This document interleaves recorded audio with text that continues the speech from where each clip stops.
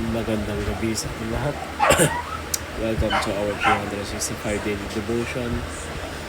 At ngayon ay patuloy natin pag-aaralan ng ating series patungkol sa Seminary Edition. At ang paksa natin ay patungkol sa Yahweh Chiked-Kenu. So Yahweh Chiked-Kenu, no, means the Lord our righteousness. So in the time of Jeremiah, Israel suffered under corrupt shepherds, leaders who abused power, distorted justice, and led the nation into idolatry. So because human kings consistently failed God, promised a future king. So the righteous branch from David's line will rule with justice and wisdom. So this prophecy points directly to Jesus Christ, the perfect and righteous King.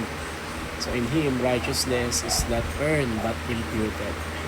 His obedience becomes ours. His perfection covers our sin. Jesus does not simply teach righteousness. He is righteous.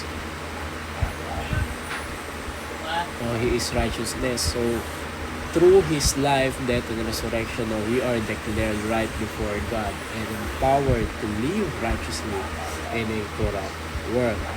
So, sabi nga sa Jeremiah 23:6, in His days, Judah will be saved and Israel will dwell securely. And His name, which will be called the Lord, our righteousness.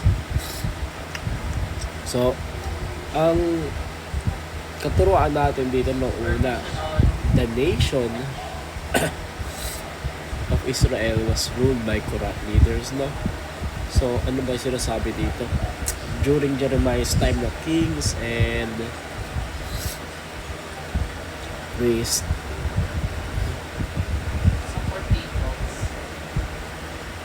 misused authority, misused authority, neglected justice, and led people to away from God, So their corruption produced suffering, idolatry, and exploitation, and spiritual decline. So God exposed these failures to show that even human rulers, even the best of them cannot produce the righteousness humanity needs. So corruption in leadership always leads to corruption in the people. Pangalawa, the righteousness or the righteous Messiah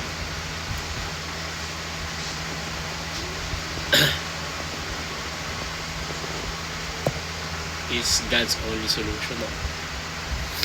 So in contrast to the king, or in contrast to the failed kings of Judah, God promised a righteous branch, the Messiah, who would rule the perfect wisdom and justice. So Jesus fulfills this prophecy, as the perfectly righteous king who would brings God's kingdom to earth.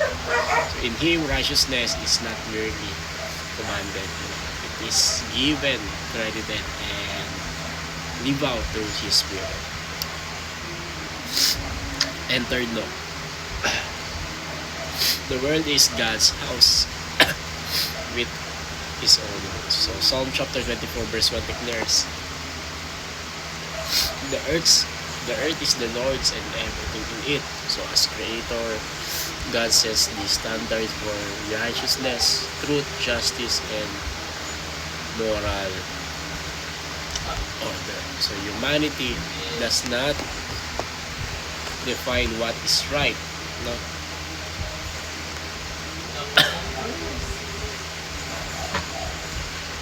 God does. So King Jesus restores God's order and teaches us to live by His rules or by the rules of His kingdom, not the corrupted values of this world.